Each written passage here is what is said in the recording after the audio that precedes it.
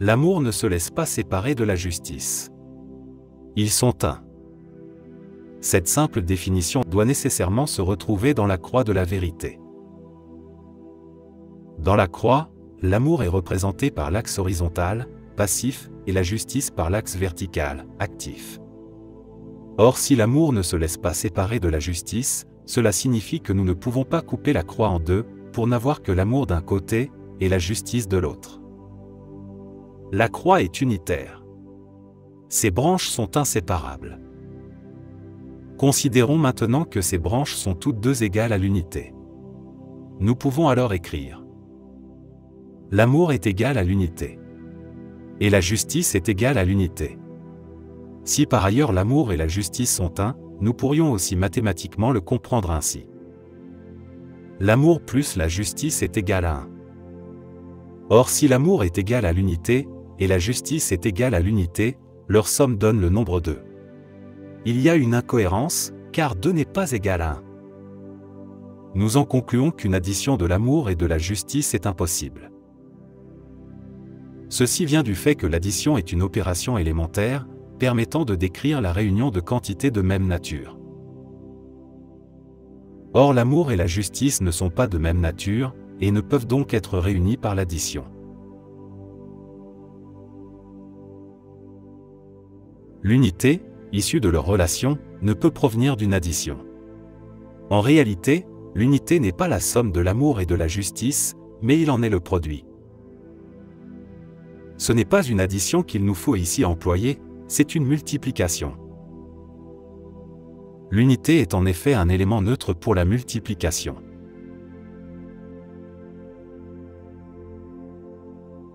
L'unité est le produit de l'amour et de la justice. Revenons à la croix pour voir si cette hypothèse se vérifie géométriquement. Dans la croix originelle, nous avons sur la branche horizontale, l'amour qui est représenté par un segment de longueur unitaire.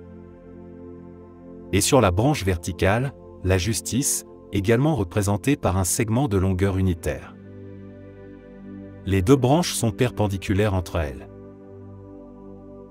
La croix délimite ainsi un carré de côté 1. Or, comment calcule-t-on l'aire d'un carré? Elle est égale au produit des deux côtés.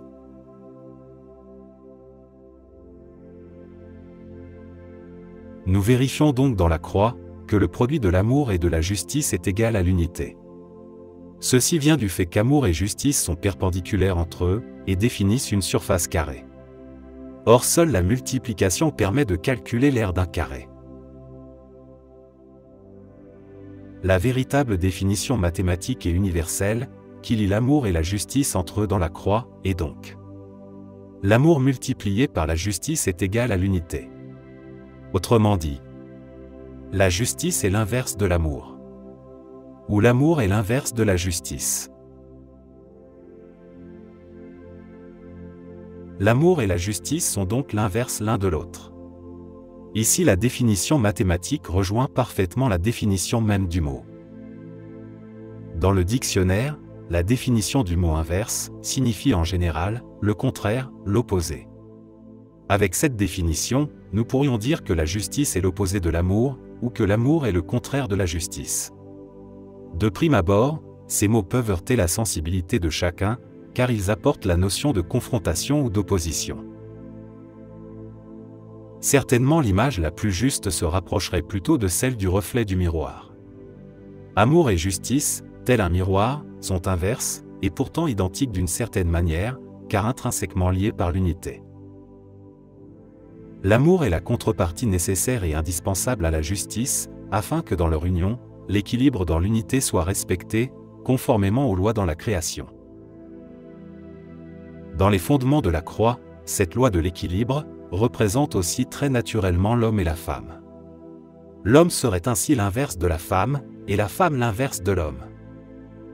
Pourquoi donc dans nos sociétés, s'efforce-t-on coûte que coûte, de vouloir rendre identiques hommes et femmes?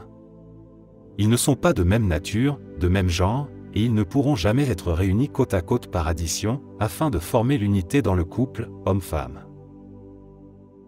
Cette relation est impossible. Cela voudrait dire que l'homme et la femme ne sont pas complets. Or la femme est un être entier et unitaire, de même que l'homme.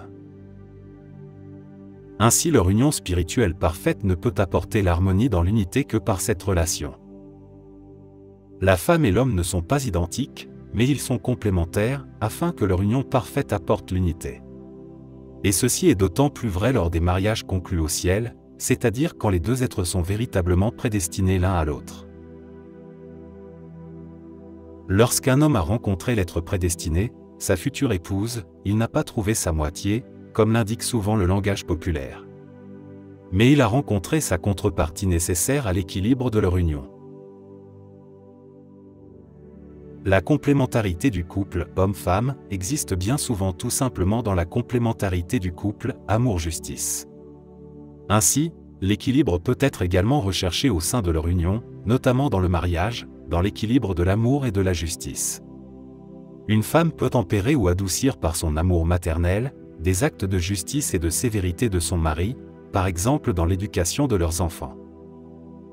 Cette compensation se réalisera cependant toujours dans la loi de l'équilibre.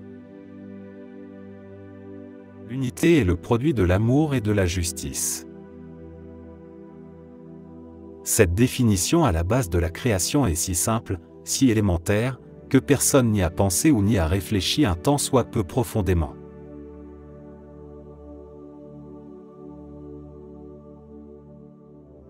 Il n'y a pas plus simple relation mathématique, et pourtant celle-ci est à la base de la création. Cette expression est à la fois capitale et grandiose. Elle est une véritable révélation. Une des plus grandes révélations de la vérité.